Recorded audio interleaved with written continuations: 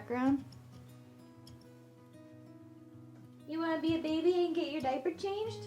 Oh, yay! Look at that! Hi guys, welcome back to my channel. If you're new here, my name is Leah. I make lifestyle videos, artsy videos, and like home stuff. And sometimes cats are involved. It's been a while since I've been consistently posting, but I just uploaded a life update, and that video is basically announcing that I'm pregnant, if you did not know. It's very exciting, we're very nervous and happy, all the normal feelings. So this video is going to be a first trimester recap because as of filming I am currently 23 weeks, which is well past the first trimester, but I hadn't seen anybody do these videos until I saw Michelle Reed do one. And I was like, I love that. I want to do that too. So the second and third trimester recaps might be a little bit closer together just because this one's being filmed so late, but it's fine. So I just watched her video and then I just took down notes of the things that she talked about just because I haven't seen anybody else do these. So I didn't know like if there's like a specific way to do it, but I really liked all of the topics she talked about, and I will have her video linked down below if you want to see her because I love her. She's wonderful, and she's also pregnant right now, which is so cool. I think I'm at least 3 weeks ahead of her right now. How far along am I? I just said I'm 23 weeks, which is the very start of 6 months, which is insane to think about. My due date is October 19th, which I'm so excited for. It'll be a fall baby, which I love. Have all of the cute onesies and dress up for Halloween, and yeah, very excited for that. Were we trying? Yes and no. We basically weren't preventing, if that makes sense, but we weren't actively trying. I wasn't following my cycles. I wasn't really, actually for this particular moment, I was actually trying to track not to get pregnant at this moment, but you know, things happen for a reason. What made me take a test? So my period was over a week late and I had taken a test a week prior and it was negative, but I still hadn't started my period and I just knew that I was actually pregnant. So I took a test and it was immediately positive. So I mentioned this in my life update, but December 4th I did have a miscarriage. So I had actually found out I was pregnant back in November and then had a miscarriage at 7-ish weeks, almost 8. And that was really hard. I had actually bought this for that pregnancy and I didn't even get a chance to write in it before everything happened.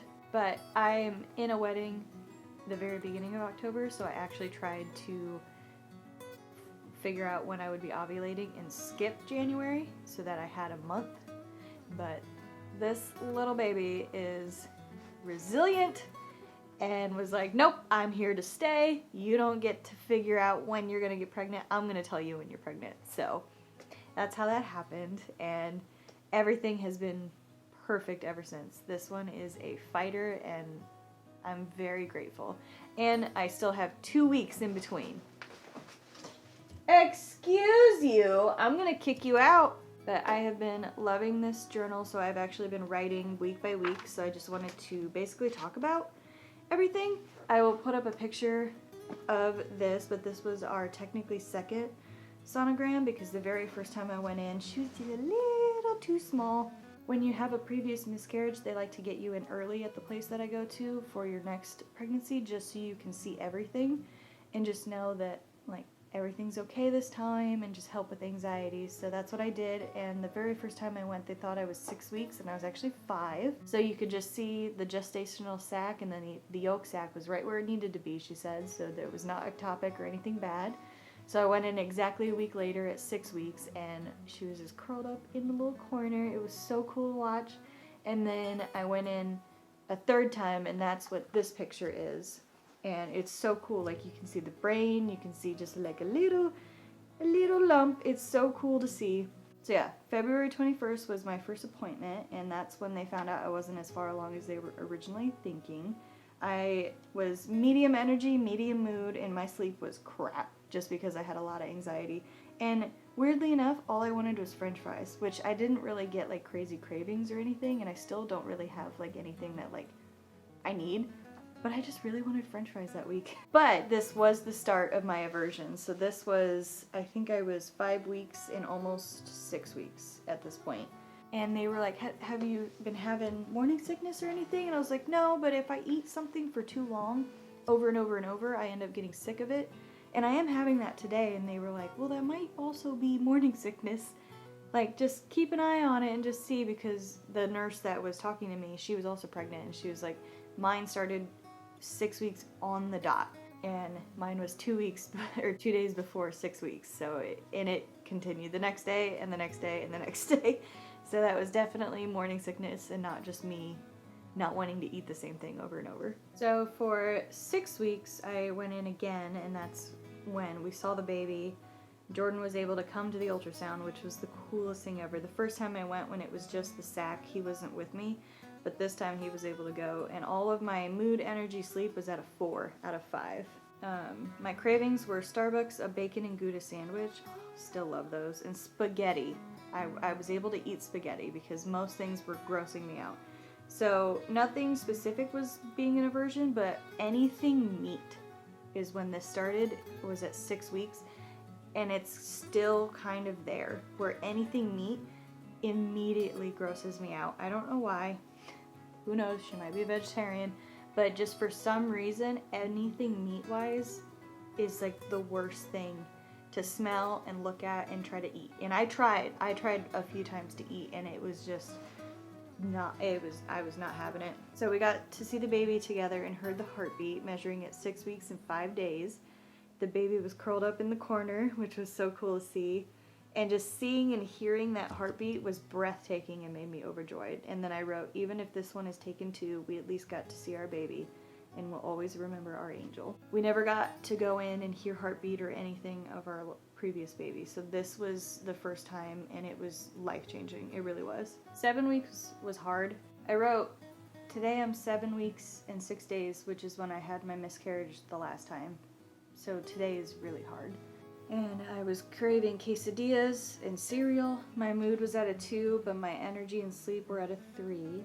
Meat was still gross. Avocados were also gross.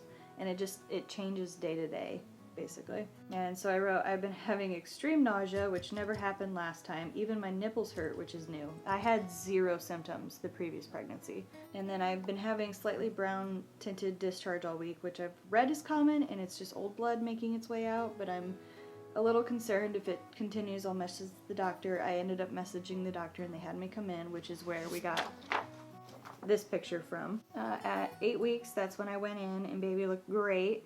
I was 8 weeks and 4 days. Nausea is still going strong, and my boobs are huge, I wrote.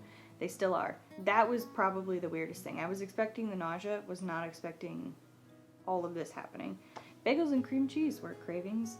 And cuties also. I really wanted cuties. And then most food was grossing me out. My energy was at a 3 and my mood and sleep were at a 4, so that's kind of nice.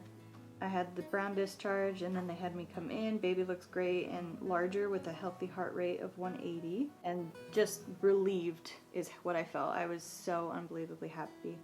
And then at 9 weeks, the brown discharge stopped, so that was great. My energy, mood, and sleep were at a 3 again. I was craving candy and blueberry muffins. That one went on for a while. And then nausea has been really extra this week, and it's been hard to find something to eat. I got Zofran from the doctor to help with nausea, but I really didn't want to lean on that, so I only took it a few times just to help. And at one point, I think it was either at 7 weeks or 8 weeks, we went out with family, and we hadn't told anybody yet. We wanted to wait a while just because we had a previous miscarriage. So nausea going out with family was very difficult to do, so the Zofran really helped with that, just to help keep it down and I could actually eat something and not be grossed out the entire time. Week 10, my energy has been slowly coming back. We planned out what paint and how much money we want to pay for our nursery mural. That ended up being incorrect. I did not plan correctly, but it's done, so that's kind of cool. And it ended up not being much more expensive than I thought, but it was just, I was trying to get like sample sizes, and that's a big wall. You can't get sample sizes for each color. Oh my gosh, I keep burping, I'm so sorry. I'm kind of sitting on my stomach too, so I don't think that helps. My energy, mood, and sleep are all at a 4. I was craving grilled cheese, and this is when ice cream started happening. I still crave ice cream every day.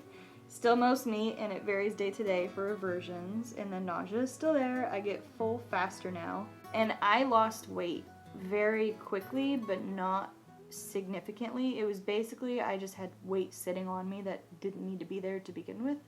So not wanting to eat anything really helped just like get rid of that. And so I took my 8 and 10 weeks bump dates, and I look slightly skinnier in my 10-week picture, which I noticed for 12 weeks also. It was just like weird weight sitting there, because by 8 weeks I did have a belly, but it was definitely like just normal fat. It was not a baby yet because the baby was teeny tiny, and every time I went to the doctor they didn't seem concerned, so that's how I knew it was okay. At 11 weeks I had my next appointment. We got to see the baby again, and I got to do an abdominal there we go, abdominal ultrasound this time, which made me feel like I graduated. I felt wonderful. The tech just let us watch the baby move around for so long, and then we told Dad this week too. My cravings were peanut butter and jelly sandwiches. I still eat Uncrustables every single day. For some reason, that is one of the easiest things for me to eat. I have 2 of them thawing currently, and Go-Gurts were a big thing that I wanted. And still most meat was my aversion. My mood was at a 5 because this was a great week, and my energy and my sleep were at a 4. The ultrasound was incredible. Baby was face down and could not get comfortable, so they just kept kicking their legs and shifting a lot. They stretched their legs out at one point, and the tech got a cute image of their feet. I just have like 2 little dots that are feet, which was so cool to see. And I just could not stop giggling, which made the belly move on the ultrasound, which was really cool to see. And the baby was laying like I do, on its side, legs in and arms up by face, like this. It was so cute. Week 12 is when we told Jordan's aunts, and they were so happy. We had Easter that week, and she tried to give me wine, and I said I'm not drinking, and she was like, oh, I wonder why. Like, she knew immediately. My energy and my mood were at a 4. My sleep was at a 3. I miss wine slushies is written in cravings, and ice cream again is in my cravings. Still most meat and avocados. We're so close to getting out of the first trimester, and I cannot wait until we announce on May 4th. We did a Star Wars announcement. I did the sneak peek test and sent it back yesterday. We're having a small gender reveal party. Hoping for a girl, but we'll be happy either way, is what I wrote. So I had to wait, I think 2 weeks from getting, because I did the sneak peek, so it just takes blood here, and I had my friend Allie, who had done it previously to herself. So it's just easier to have a woman do it for you, just because like the test searches for male DNA. So if there is male DNA, it'll be positive. If it's no male DNA, it's a girl. Then week 13, I'm almost out of the first trimester. Nausea is starting to fade, and my gender results are in, and only my friends Allie and Amanda know, which they're cousins, so they were hanging out. And then my craving was all kinds of cheese, apparently. And my aversions, still meat and olives. My mood was at a 5, my energy and my sleep were at a 4. My symptoms are starting to subside, which is scary. It makes me feel like I'm not pregnant. And I'm excited for the second trimester for more energy and for the baby to start moving and for us to know the gender, which I do know the gender, and I will share that. And then my first trimester reflections. These first few months have been tough, not only with normal symptoms of nausea, breast pain, mood swings, and overall just strange pregnancy aches, but also previous loss, also fatigue. I was exhausted. I'm so grateful for our rainbow, and I'm so excited to continue this journey with our blessing. With each milestone, though, comes some pain. I ache for the baby I carried before, for all the missed moments we never got. I'm so fearful to lose this one as well, but that also brings appreciation and gratitude, which I really tried to make a point to remember that no matter what, even if I'm sad that I never got this before, I get this now, and it means something. I'm blessed to have seen our baby move and hear the heartbeat. I'm grateful to have the ultrasound images. I have so many images now, it's insane, you guys. I'm so thankful we get to find out the gender tomorrow. And I'm excited and nervous for everything that comes next. Anatomy scan, feeling kicks, decorating the nursery, picking a name, having a baby shower, preparing our home to bring a baby back with us. Also hoping I get the second trimester energy boost. So these are fun. I'm actually going to reflect back on this whenever I do my second trimester, because a lot of these things I've already done. That's cool, actually. So that's out of the book, and it's a girl, we found out. I'm going to go ahead and share that because I'm so excited. As you can tell, the nursery is more gender neutral. I want to to keep it that way, just in case if we ever want to have a second baby and we end up having a boy, then we don't have to completely redo everything, because I'm very proud of this wall and I would like it to stay as long as possible. So some symptoms I wanted to note were the fatigue crept up on me. Like, I was taking a nap in my vehicle at work every single day. We're like in a parking garage, so I'm like tucked away, but I would just go down and like lay the seat back. And I realized after a while, I was like, I'm taking a nap every single day at work and then going home and laying down the second I get home. I was just, everything sounded absolutely exhausting, and I didn't want to do anything like cleaning. That was on the back burner. Jordan had to pick up the slack a lot. I would randomly cry from frustration. Specifically, not being able to eat what I wanted was very frustrating, because I would want something and immediately my body would tell me no. And it got to a point where I just needed to let it out and just be upset and cry. And so I only did that a couple of times though. Like, really, I didn't cry. I haven't been as emotional as I thought I would be, because I'm kind of an emotional person, so I figured pregnancy would like amp that up. But honestly, it really hasn't been that bad. Every once in a while I get like where I just cry, but for the most part it was like specific things were triggering me, and it would be like once a month maybe. And then breast pain. For some reason, that one was probably the hardest to get used to. I don't know why, because like obviously eating and everything is like your normal day to day, and when that's taken away it feels weird. But for some reason, like, my milk ducts were coming in, and so it genuinely felt like my nipples, like the actual point to my nipple, was being stabbed. The outer part doesn't really hurt, it was specifically the nipples were just, every once in a while I was like just in so much pain, and I had to like put pressure on them and stuff. And now it's only when I'm cold that I really get that. That kind of went away, which is nice, but they're huge. So some things that I'm loving, obviously I talked about my pregnancy journal. I love this thing. My baby book, which I have in the other room, I'll insert pictures and stuff of it. I filled out just like a little bit of it. It has mainly everything for once baby's here, but it has a little bit of pregnancy stuff, so I've done that already. But I love it. It's so pretty, and I can't wait to like fill it in. It's a little gender neutral, but like on the girlier side of gender neutral, which makes me very happy. I have been loving the What to Expect app. Absolutely love this app. It's the only thing that I look at now. And so here I'm 23 weeks and 1 day, and Rainbow Baby is as big as a carrot. And then you can click on like what your baby's doing, what your body's doing, and then like just baby science stuff, which is really cool. But you can also change what your baby looks like. So I can change it, and now it's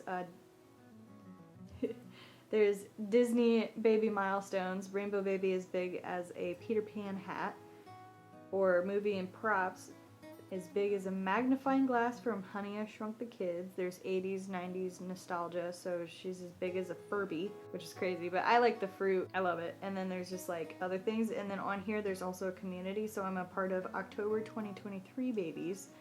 So everybody's kind of on the same page as you, and they have them for every month, which is wonderful, and it's just been so nice seeing other people going through similar things. If you have a question, you can just ask on there, and people are like, oh yeah, and they like give you what they're going through, and it's just really nice.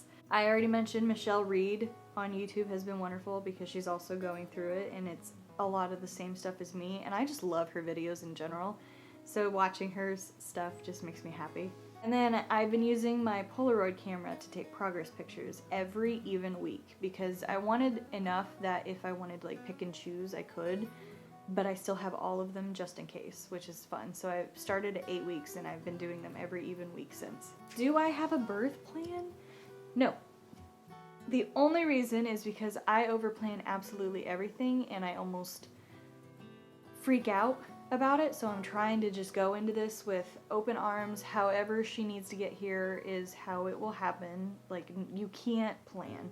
You can have ideas of what you want, but at the end of the day, she's gonna run the show. So I'm open to everything. The only thing I request is an epidural, because I'm a baby with pain, and I just, especially just to help calm the nerves and not have everything so crazy, I feel like especially having the epidural will really help me stay in the moment and stay calm instead of freaking out about everything. And then my final thoughts are, I'm really excited for motherhood. I'm very scared and very nervous, but very excited. It's just, I haven't been around babies very much, so that part is like where you're like freaking out about everything. And then I will be keeping her private. I'm not going to be sharing her name until she's here. I'm not going to be like posting her everywhere. I will be putting her basically only on Facebook, which is closed to everybody, just for family and friends. But Instagram, I will be more in the moment kind of stuff where you like see that she's there, but you're not seeing her face. I'm not posting her everywhere. I will be doing more point of view things on Instagram that you know I'm a mom, you know she's there, but she's not the main thing I'm posting about. I'm not blasting her face everywhere, and I'm not going to become a mommy vlogger. I'm not doing any of that. You'll know I'm a mom, you'll know she's there, like I'm just going to have her around, but not in my videos and not the main content basically. I don't really want this to become like a family vlogger channel. I really want to keep this more lifestyle and more it's about me, and then these are just things in my life sprinkled in. But that is the end of this video. Thank you guys so much for watching. If you liked it, give it a thumbs up and subscribe if you would like to see more of my videos. It makes my day. And leave comments down below of anything you would like to see, whether it be baby related or even just lifestyle related, anything like that. The second trimester will probably be coming sooner than what is normal just because I'm 23 weeks now, so it's like I'm already almost there. I have a month until I'm in the third trimester, which is insane. But I'm gonna go. I hope everybody has a great day, and I'll talk to you guys later. Bye! Alright, here she is. This is 23 weeks, which is the start of 6 months, which is insane. My app says she's the size of a baby carrot, and I had an appointment yesterday, and she was just over a pound, so she is kicking in there. I keep feeling like little movements here and then little movements here, and apparently she likes to put her feet above her head. So I think that's what I'm feeling up here, is she's kicking a lot. I feel like it's big and small at the same time, if that makes sense. I also feel like I'm leaning. If I stand like normal. There. Yeah, it's like big and small. That's not crazy. Yeah, there's the bump.